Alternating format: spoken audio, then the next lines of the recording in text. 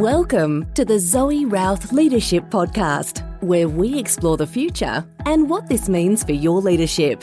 We ask the big questions. What's happening on the horizon? What does this mean for us? And most importantly, what skills do I need now for leadership of the future? It's time to explore. Let's go.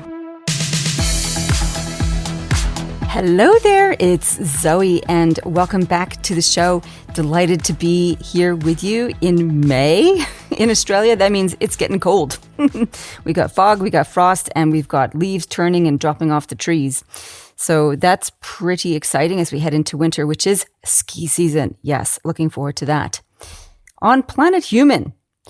Well, this is an interesting one, and it's a celebration point for the cattle industry. Shout out to Tim, who is a longtime listener. Macca's Australian Black Angus sold 700 cows and heifers in March 2024 that were bred and raised through the Mackenzie family carbon neutral production system. Carbon neutral cattle. This has been a long time coming and has been hugely invested in by the cattle industry to confront some of the some of the issues they've had with cattle being such a major carbon producer. So changing production systems to become carbon neutral for your meat is essential if we want to continue eating meat as a main protein source for Australians and people around the world. So this is a wonderful, happy news story. And I'm very grateful for Macca's Australian Black Angus for investing so much in the technology and leading the way. Congratulations, guys. That's fantastic. On Planet Zoe, we have the book launch. Yes, it launched. The book, Olympus Bound, my third novel and seventh book, is out in the world. And the reviews are awesome. I'm really grateful for that. You can see the reviews on Amazon and on Goodreads. And really strong reviews. So a couple of people have read all three of the books now and have just said that this is the best one yet. And certainly it was the most fun to write so far. So I've really enjoyed that. So I hope you get yourself a copy. You can still buy paperbacks on the website, my website, direct from the author. I sign them for you and package them up for you, or the ebook or paperback on the Amazon store. Up to you. I'd love for you to read it and then have a great, enjoyable experience as these other readers have had. The other thing that's happening on Planet Zoe, tomorrow I'm back on traveling. I'm back heading over to Western Australia to do some work for Outback Initiatives and one of their Singaporean agencies, which will be loads of fun. So I'll be trotting around the Margaret River area doing leadership in the outdoors with a fantastic group of people, as the Singaporeans always are. So more on that when I'm back. In the meantime, my question for you is, how can you have more fun at work? And should you? More fun at work. You know, people might roll their eyes. It's like work is work, fun is fun. And during this fantastic interview, I actually have a breakthrough in perspective as we discuss what is fun. So stay tuned and listen out for that. It changed a misperception or a different perception I had about an interaction I had with fellow colleagues years ago, 15 years ago, and has reshaped how I've thought about that incident and those people just in this one conversation. My guest today is Mike Rucker. He is an organizational psychologist, a behavior scientist, and a leading advocate for positive psychology. He's the author of The Fun Habit. And our conversation is beyond thrills and spills and more into what is fun and how we can implement it and experience more of it in the workplace and in every day. So let's get into it. Well, all the way from beautiful North Carolina, welcome to the show, Mike Rucker. Thanks for having me. What a great topic for a podcast interview and actually for life and work in general. And that's fun at work. Now, I love the idea of fun at work, and it's always been a core value of mine to actually enjoy what you're doing. How did it become a focus for you? So fun as a broader concept was something that I latched onto around 2016. So to back up a little bit, I'm a charter member of the International Positive Psychology Association. So I've been looking at positive psychology for quite some time as, part of my work as an academic. And For folks that aren't familiar with what positive psychology is, it's essentially just a facet of psychology for betterment. Generally we think about psychology in a clinical setting, but around the millennium, a bunch of practitioners and academics, the most notable ones are Csikszentmihalyi, who wrote the book about flow, that many people will know, and Marty Seligman, who wrote a bunch of books about happiness. It kind of came together and really started to study this ideal of happiness, like how do we make ourselves more happy? And so I kind of was at the beginning stages of research then and sort of, followed along with that. But to answer your question, somewhere along the way, we kind of got off the rails with regards to over optimizing this concern of happiness, right? Like getting folks to relentlessly pursue happiness as a goal or an outcome was paradoxically leading some folks to be some of the most unhappy people. And so my research interest was, wow, okay, this phenomenon is sort of interesting. In the book that I wrote about it, The Fun Habit, actually talked how it was happening to myself. I was paradoxically becoming really unhappy too by pursuing happiness. But I wanted to understand enjoying what we do, right? Finding pleasure from the activities we do, whether that be work or life, still has value, whether that's philosophical or just, the idea of having things that are hedonic that we're drawn to, being able to fill us up are important concepts. And so I wanted to kind of write some of the overprescription that we were involved with regards to positive psychology. So that's how I landed on it. And I think what's really neat is now approaching it more as a behavioral scientist, especially with regards to work. We know that folks do the best work when they are enjoying what they're doing. I think one of the things that needs a desperate course correction is this kind of stoic approach you especially see here in North America is leading to record levels of burnout that we've never seen before, right? In my practicum work, I studied physicians the most, and last year was the worst year for them ever at 63%, reporting that they were burnt out. And so finding ways for folks to want to do what they do, to be drawn to the things that ultimately lead to their livelihood has become important in that context, because it's clear when folks are living a joyless life, right, habitually, again, that's why the book's called The Fun Habit, then you start to see these really negative, impactful physiological and psychological consequences. So that's not to say that there won't be periods that are challenging. I mean, especially for, folks like physicians or entrepreneurs or, startup founders.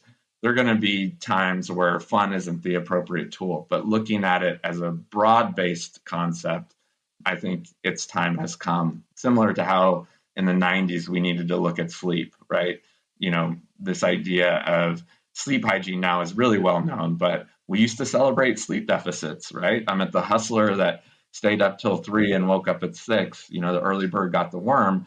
And now we would never do that, because now that we have 3 decades of sleep science to suggest that if you're not getting 6 to 7 hours of sleep, you're not going to be a productive employee, right? Well, we're now learning the same about leisure. If your life is completely devoid of enjoying some of the things that you do, if you don't have access to leisure, ultimately you can't be the best version of yourself. And so hence the journey. I love it. There's a couple things I want to dig into as you responded to that question about why fun. And one of the first things you talked about is having happiness as a goal. And I think I heard Tony Robbins say, are you achieving to be happy or happily achieving? I think is related to that. Why is it that happiness became a goal instead of something that you choose? Like, can you explain that a little bit? Yeah, you're spot on. I think what's happened is through, sort of 2 decades now of presenting happiness as this ideal, we know that it's gotten pretty problematic. So generally when I talk about this, I state up front that it's not necessarily that valuing happiness as, something that you want to achieve or wanting your family or your friends or your colleagues to be happy, there's no assertion that that's problematic. What has become problematic is that we've really led a lot of folks on this journey of pursuing happiness as an outcome. And so in psychology, we've essentially boiled it down to a quantitative measure that we call subjective well-being. So we're asking people to rate their happiness, on a scale of 1 to 10.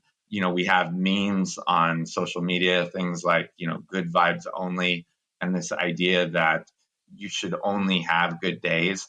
And it's led to a lot of really quite harmful consequences in the fact that, one, a lot of folks have lost emotional flexibility, right? And that's something that I talk about in my own life.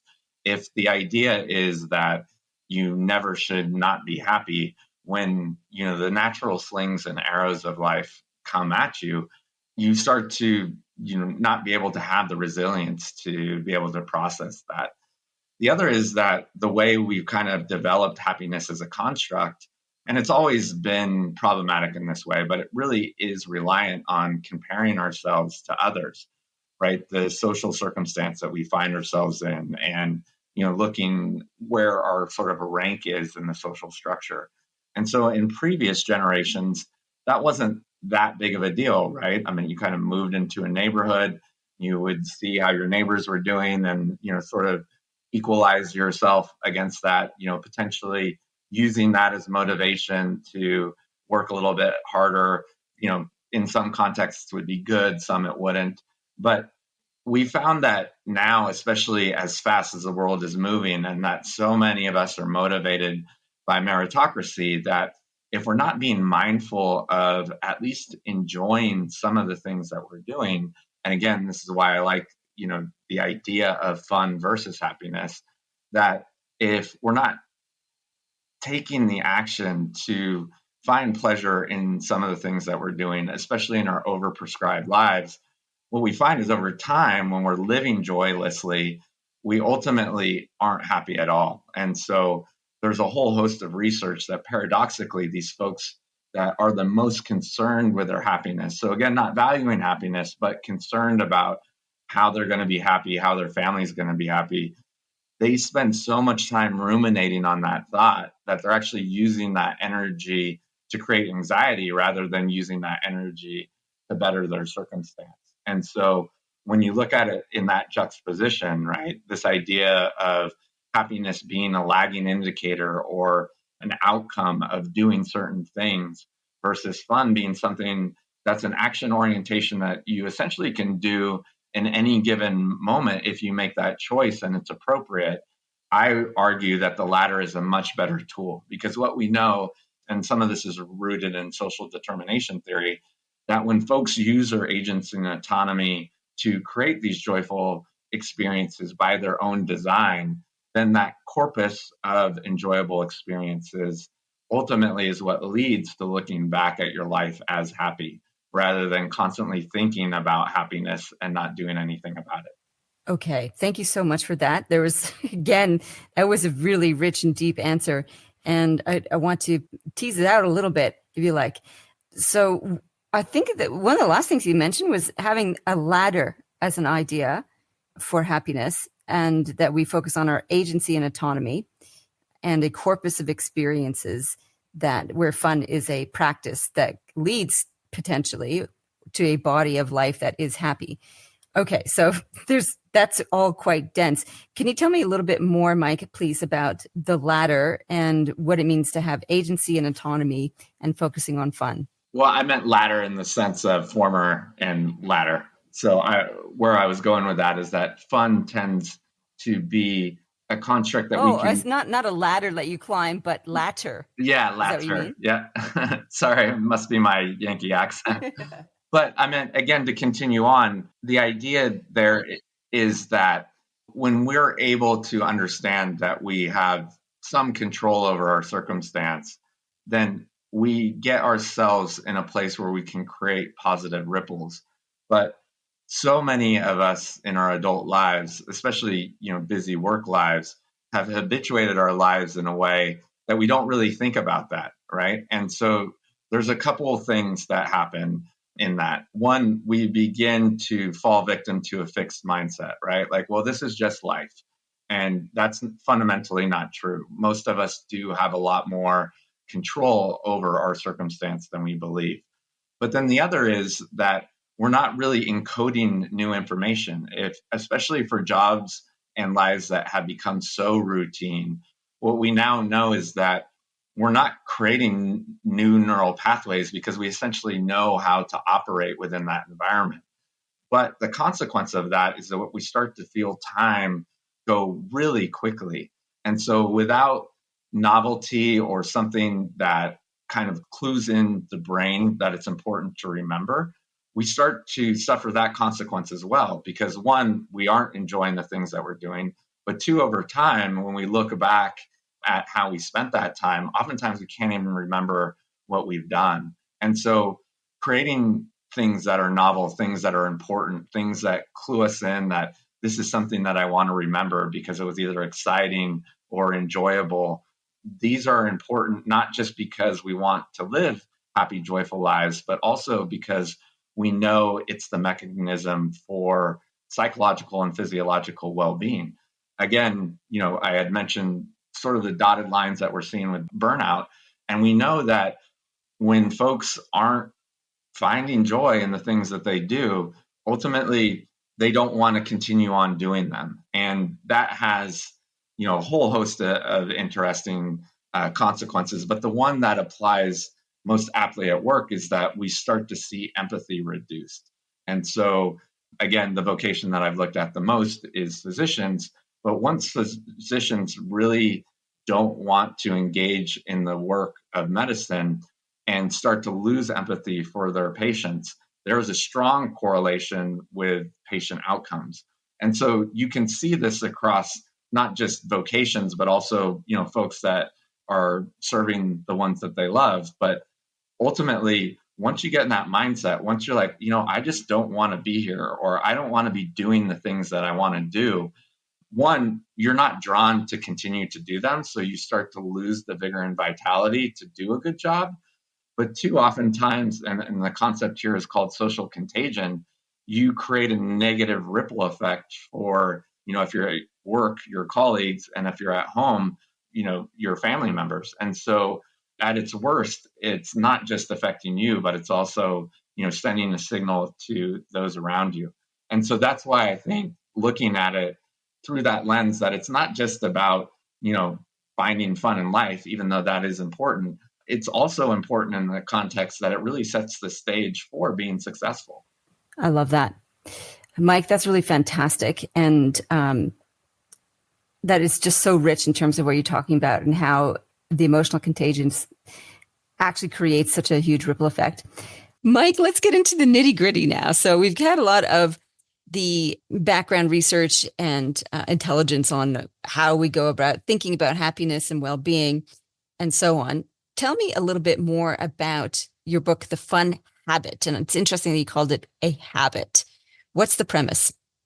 So it is indeed what we've discussed. I think that's sort of the beginning, setting the stage that, happiness as this ideal has become problematic. But, once you set the stage, right, and essentially explain why that's happened, I wanted to provide some strategies that could help that. And so one of the reasons habit is an important word is I think, as adults, especially now in the world of knowledge work, we really have habituated our lives in a way that we're not really conscious of, right? So when you look at time use studies from social science, most of us, as a general assertion, are doing about 85% of things week after week in a routine way. Yet if someone asked us that, we would deny it, right? And because of that, based on some of the things we already shared, one, we really are perceiving that time is passing us by, because when we're not encoding new information, we're not filling up the hard drive, right? So an analogy that I'm standing on the shoulder of a much smarter neuroscientist, but I think it plays well. If you had 100 copies of the same book, would you keep all 100 copies on your bookshelf? Or would you remember that you had 100 copies, get rid of 99, and just keep that one book, right? And that's how we tend to store memories in our brain. And so, if the first half of our day is essentially, the same routine, that's what we're going to look back on. But the folks that add some sort of novelty or enjoying things, again, whether that's at work or outside of work, we start to remember those things. One, because they're enjoyable, but two, because, there's nuances to it. And so to the degree that we can be deliberate about building a life that's a tapestry instead of a habit that's not very meaningful to us is important for a whole host of reasons. Some that we've already talked about, but two, we know also later in life when we built some meaningful connections, whether that's to hobbies, whether that's to friends, whether that's to nature, whatever you find enjoyable, when we look back at our life, we feel that it's well lived. But if we're really just trying to be productive, kind of in the rat race of life, what psychology aptly calls the hedonic treadmill, generally we feel unfulfilled. And so whether that's in the moment or, again, this work comes from Bronnie Ware that a lot of folks are familiar with, whenever it is, being able to course correct it as soon as possible is helpful. And so the title of the book being that is really, how do we create it so that, it becomes an integral part of your life where you're making decisions about the things that you do in a way that brings joy in, rather than just feeling like life is passing you by. I like that. I like the whole idea of life as a tapestry and to look for ways of bringing novelty into your experience. Fun is a big word and it means different things to different people. How do we define what fun is for ourselves, and how do we then incorporate it into our workday? Yeah. So for me, it's, there's this geeky psychological definition. In psychology, we have this word called valence, and it essentially just means, are you finding pleasure in what you're doing, or are you not finding pleasure? So positive valence, we're enjoying things. Negative valence, we're not enjoying things. But we don't need that fancy word, right? I mean, fun is just, are you finding pleasure in the things that you're doing? Are you drawn to them? Are they things that when you think about it, like, yes, I'd like to be doing this?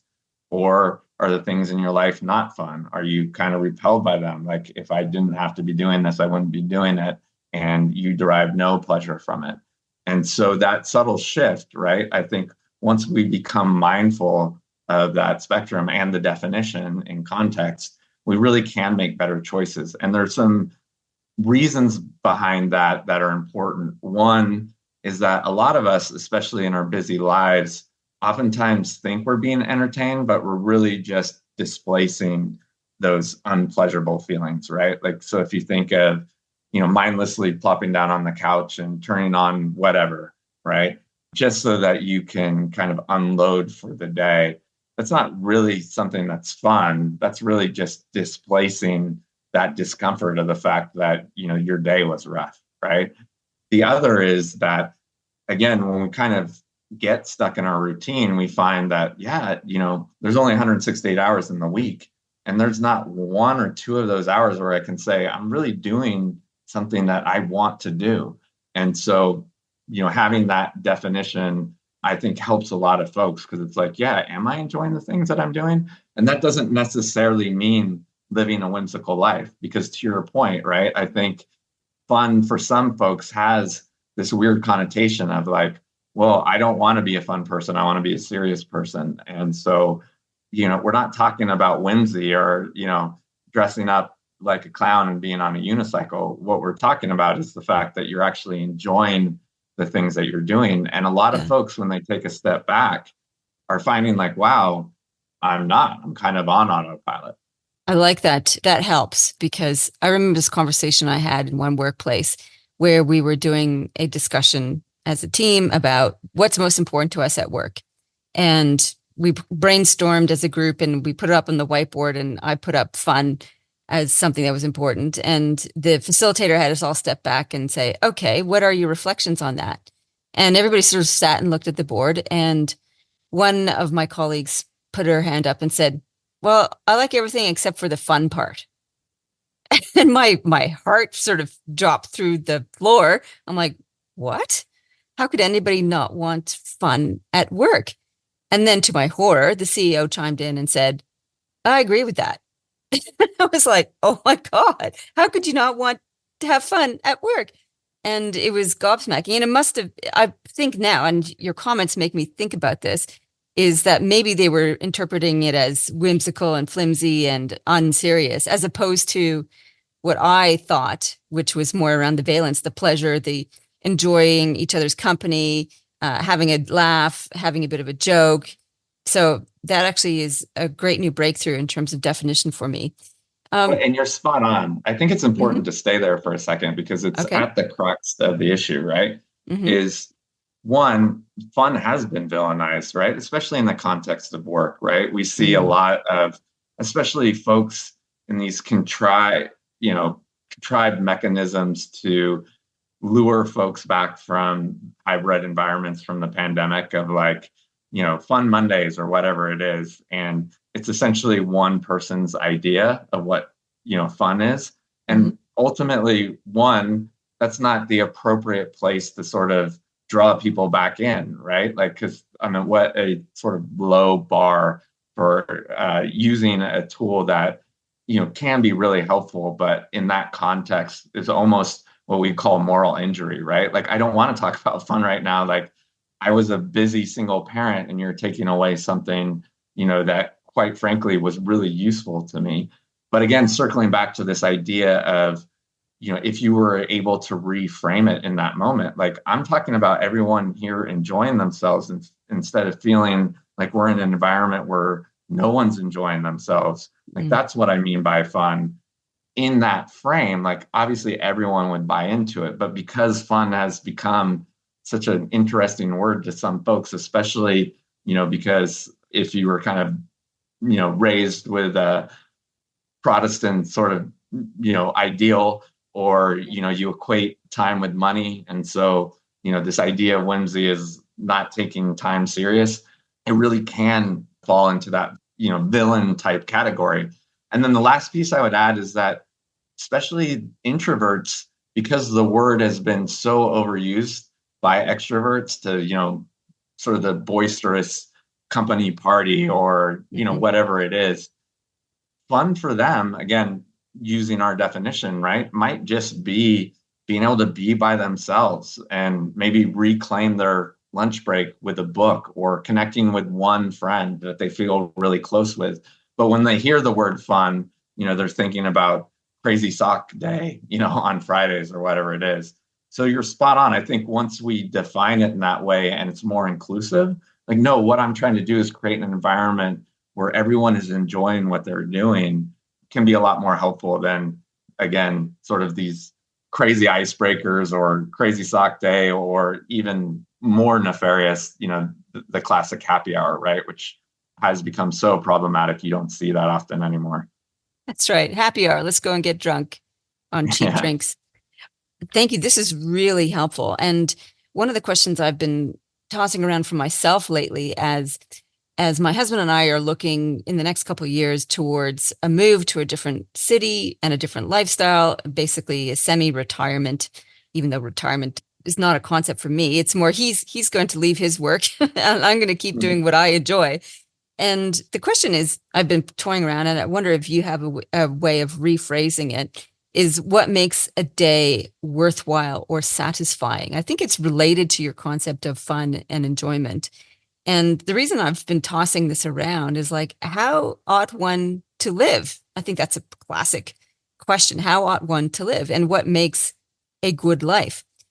Can you just respond to that through some of your lenses, please, Mike? Might be one of the deepest questions I've ever been asked. So I will spend some time unpacking it because I think it is a useful frame, right? I mean, ultimately, you get to decide that. And so you can pair the idea of doing enjoyable things with things that are meaningful. And what I would suggest and what the research supports is that if you do want to do meaningful things, it's a long game, right? So you need to figure out mechanisms that allow you to have the resilience to do meaningful work. And so whatever that means to you, you decide, how you want to proceed. But what I would suggest, again, in the last chapter of my book, I really do focus on change makers, and the ones that are able to create the most change are also the ones that find ways to enjoy the things that they do, even though some of the things where they are making change are things that aren't fun at all, right? Like human trafficking or famine or things of this nature. So these are really big problems, but finding ways to at least have aspects of how you go about that be enjoyable is clearly the secret sauce to longevity and making the impact that you want to do. And so is it the people that you're working with, right? Are you creating a cohort of folks that you really want to move this forward with and you enjoy being in their company? Is it the things that you're actually doing? Like, so, you want to make an impact in leadership. Is podcasting the right medium? I would argue for you it is, because I can tell by the big smile on your face, right? But for some others, it might be like, this is a horrible way for me to make my impact. Maybe I should write because I'm an introvert and I don't want to be in front of people. So sometimes, however you want to live a purposeful life, perhaps changing the activity can make it more enjoyable. And again, I would argue, would allow you to make a bigger impact. And then sometimes it's just the environment, like what you just suggested, right? Like oftentimes just changing the environment can be enough to make something that was sort of routine now more interesting. I found that in my own life with writing. I really enjoyed being in my office because I created a space that I liked. But after a while, sort of living here, I started to feel lonely. And so I began to write in coffee shops, and I live in a college town, being surrounded by that kind of young energy. And then, if I had writer's block, the access to kind of eavesdrop on other people's conversations and people watch, I found that really enjoyable. And then I could get back into, the activity of writing. And so there are all different types of ways to create your day so that it is enjoyable. And again, what I'd argue is a lot of us aren't doing that mindfully. And when you don't do it, and anyone that wants to geek out on the science here, it's called the hedonic flexibility principle, the ones that don't do, unfortunately, end up in this downward spiral where they either don't like what they're doing, so they'll leave the vocation, right? Even folks that were doing amazing work, whether it's a doctor, whether it's a change maker that was doing it for charity. Again, we even see this with domestic life, parents that end up kind of living through the lens of I have to do this instead of enjoying the fact that they have this loving family.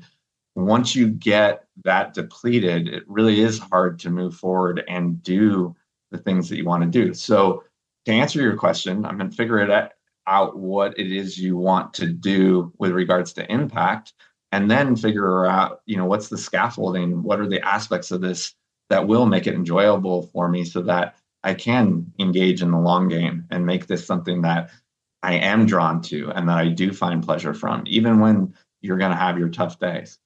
I love it. Thank you so much, Mike. That's terrific. Mike, are you ready for the Fast Five? I believe so. And thanks for giving me a heads up. I don't know that I would have been without a little bit of foresight. Number one, what is the future technology that you want most right now? So in the book, I talk about this amazing piece of technology that Arianna Huffington built. I'm not sure how familiar she is, in Australia. Okay. And so it was this really cool app, right? That when you were out on vacation, essentially, if someone sent you an email, it would respond and say, this person is on vacation. And so they're not going to get your email. So either figure out someone else, to be able to handle your issue, or know that they're back on the 19th and resend your email to them. And how amazing is that, right? Because one of the things that we know is when folks come back from that respite of leisure activity, they'll be flooded with an inbox of, and that can essentially mitigate some of the restorative benefits of a vacation. And so an amazing app, but unfortunately, because no company was willing to adopt it, it kind of went away. But I think in the advent of artificial intelligence, you could rebuild that app where you're not necessarily impeding those emails coming in, but you could use AI to consolidate them. So you essentially have a brief, right? So you're not having to clear an inbox of 300 different emails, but instead it's like, here's what's important, here's what's not important, and this is what you need to do to act accordingly. And I mean, because it was an amazing idea that just was before its time, but I think with AI, you could essentially create a brief, even 400 incoming emails to help you understand what's important. And then you wouldn't have this heavy cognitive load coming back from your break. I love it. Okay. Thank you, Mike. Number 2, what's the best tip you ever got for leadership? So I don't think Simon Sinek came up with it, but leaders eat last. So I was fortunate enough when I was getting my degree in organizational psychology, Edgar Schein came to our campus multiple times. He had already retired, but he's one of the godfathers of servant leadership. And so this idea that leaders really are meant to serve others and use their abilities to elevate folks rather than benefit, from essentially arbitraging other people's strengths. And so I like that idea of how can you take a back seat and use your wisdom and ability to be able to elevate others, for the greater good, because that's really not a zero-sum game, right? I mean, it's using your ability to create even more and then hopefully create future leaders. So I like that idea of leaders eat last. Awesome. Okay, number 3, what's one problem in the workplace you'd love to wave a magic wand and be fixed right now? So the big one, if you've heard me talk before, is transition rituals. I think, this idea of, I guess we kind of touched on it with the app idea, right? But there's this folks, even busy folks, that are really able to separate their work life from their leisure life are the ones that benefit from that hedonic flexibility principle. So oftentimes I talk about how certain countries, France is the one I know the best, that have made these mandates of doing things like shutting down email servers at 5 p.m. on a Friday. So you set the standard that weekends are really meant for respite, right? And they're yours, and work is Monday through Friday at this certain time. And so being able to create that kind of safety rail for everyone so that everyone had a transition ritual. So we really knew, the difference between when we're supposed to be productive and when we have time that's meant for ourselves, for self-betterment, for pro-social behavior, for all the things that we're also supposed to experience in life. That is a problem because we don't have it right now, especially with knowledge work, right? We see that silly little LED light go off on our phone at 7:30, and all of a sudden, a loving interaction with our child is becoming a work interaction because, that natural anxious draw to see, what's on the other side of that email. So being able to create, transition rituals that we all buy into so that we have that separation from work life to leisure life would be something I would love to fix. Love it. Okay, thank you. Number 4, thumbs up or thumbs down? Who's a leader that's doing something right or something wrong? So speaking of France, just recently, Martha Stewart kind of went off on the fact that, how terrible their work ethic is and how Americans needed to step up and get back to work. And here's someone who, has definitely made her riches on the backs of others and, selling cheap goods and things of that nature. So even though as a personality, I like her, I'm a product of the 90s. So she's done some funny stuff with Snoop Dogg and things that I enjoy, but that assertion, and folks like Elon Musk that, again, are profiting so much, creating parity from folks that actually do the work and folks that benefit from the work. Big thumbs down to those two from me and anyone like them. Okay, I like that.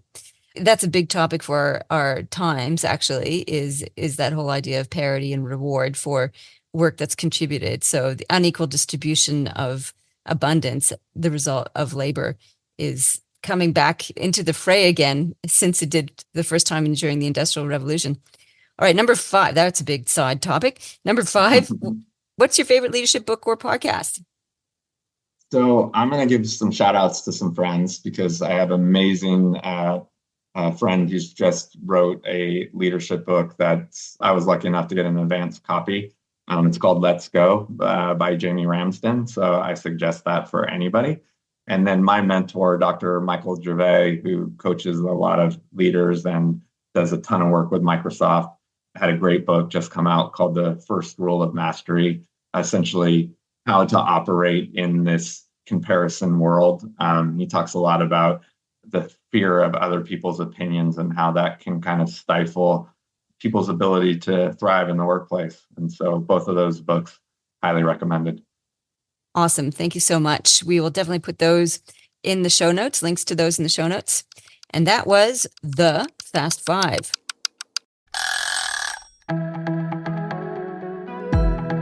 The Zoe Routh Leadership Podcast is proudly sponsored by the Amplifiers Academy.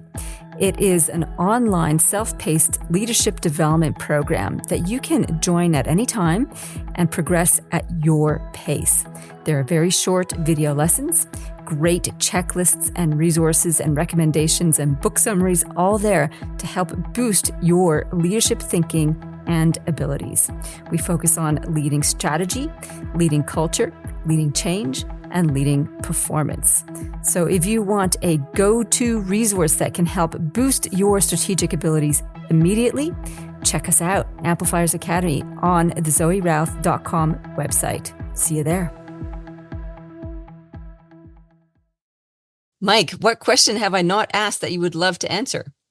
I think we've covered a lot of it. I think the one thing that I'd like to leave listeners with is having fun at work really is about reclaiming the spots where you have control, right? And so one of the things that I learned, kind of at the onset that I find the most interesting is something as simple as reclaiming your lunch break, right? So many of us, when we succumb to hustle culture, are like, let me just power through lunch so I can leave early. But that's a fallacy. Most of those folks still don't leave early, right? And so finding these breaks in your day, again, lunch hour is one that's accessible to most. So that's why I talk about it commonly. Go enjoy, some time outside. Call a friend that happens to work a couple blocks away, and enjoy their company and not talk about work. If you're an introvert, read a book for enjoyment. What we find is the folks that are able to do that, and again, it's kind of a variation of a transition ritual, right? Show up the second half of the day and are way more productive. So paradoxically, the folks that are enjoying themselves in these pocket moments, in addition to looking at your environment, the people that you're with and the activities that you're doing, the folks that are using that time are some of the most productive people. And so again, it's not just because now you're engaging in this hour that you're going to look forward to. It's actually an ability to recharge your batteries so that you're actually doing, better work in the second half. And the funny thing, it's not just about productivity, right? We know folks are more productive, but if you work in a creative field, you're also more creative. And we could quickly look at the science there, but I think most people know when they're tired, when they're burnt out, they just want to get from point A to point B, right? They're using the algorithm of how do I get through this spreadsheet, or, how can I just get this report out the door? When we feel like we have some vitality, we start to think in a nonlinear fashion, like, what would be the best way to go about this? Or, can I play with a couple elements of this big heady problem, because you have the resilience to do that. And sometimes to get there is as simple as, again, just finding these little breaks and using them so that you come back prepared to enjoy your second half instead of essentially working for 9 hours straight, where when you think about it, of course, that's going to make you feel depleted. And of course, it's going to make you not look forward to the second half of the day. Great. That's great. Mike, where can people find out more about you and your work? So the book's out now, and wherever you enjoy purchasing your books, I think in Australia, it's been released through Macmillan, and it's available on Audible. And I write about the science of fun at michaelrucker.com. Okay. And the full title of your book is? The Fun Habit. Awesome. Easy to remember. And we'll put a link to that in the show notes as well.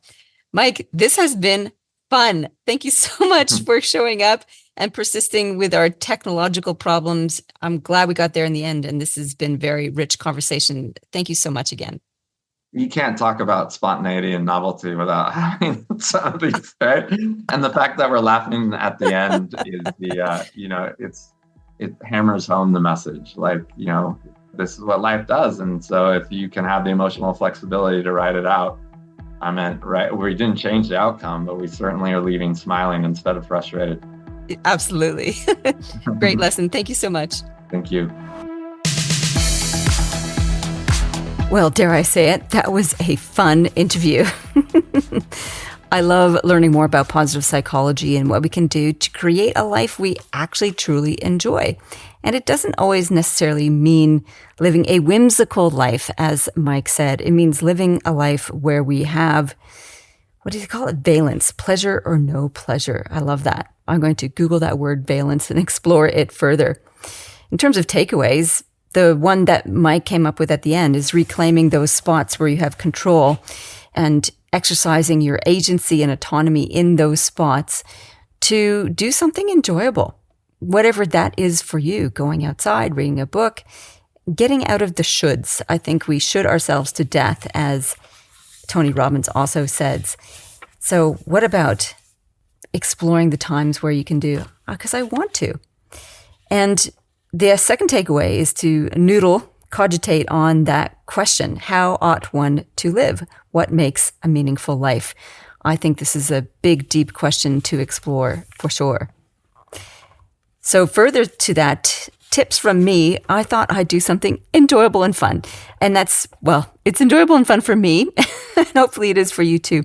And that's to read an excerpt from Terra Blanca Insurrection, which is my prequel to the Gaia series and my second novel. And this is in chapter 8.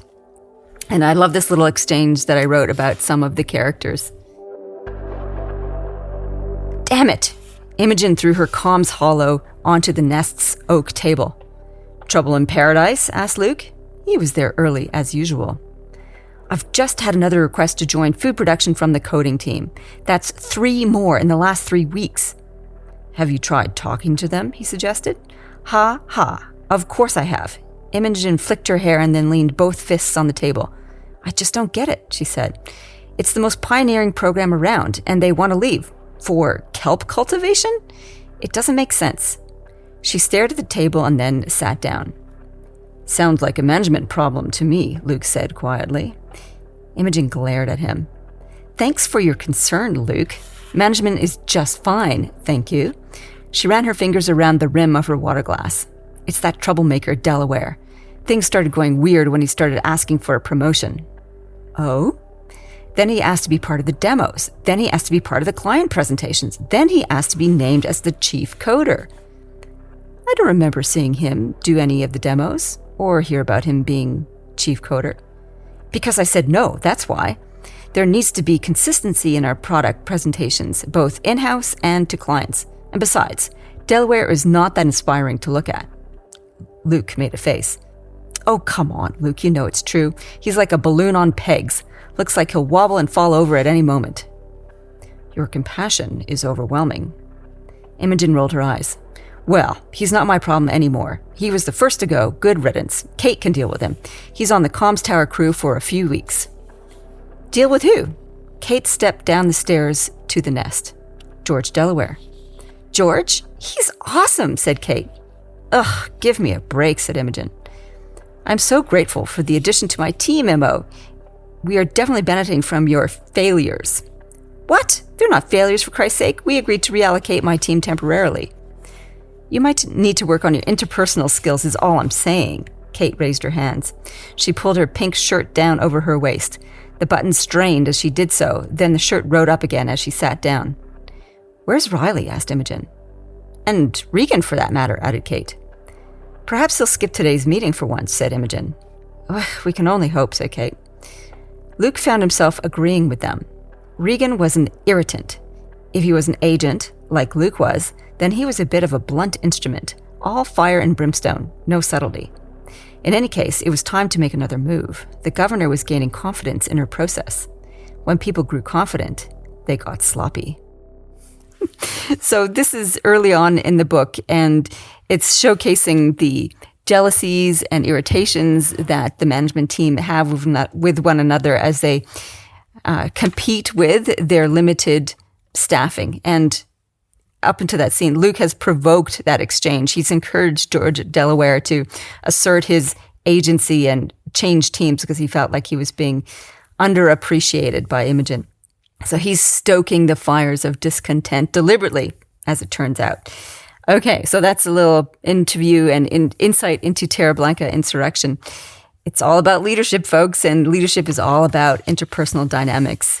So I hope you enjoyed today's conversation. I'm going to pick up Mike's book, The Fun Habit, and have a look at that. There'll be a review shortly up on Goodreads if it's not already there by the time you listen to this recording. I hope you have a wonderful day. If you enjoyed the interview, please forward it to somebody else who might also enjoy it. Feel free to reach out and let me know what you thought of it at zoe@zoerouth.com. It does make it more of a conversation, and I always thoroughly enjoy hearing from listeners. In the meantime, live well, lead well. You've been listening to the Zoe Routh Leadership Podcast. To find out more about leadership of the future or to contact Zoe, go to zoerouth.com.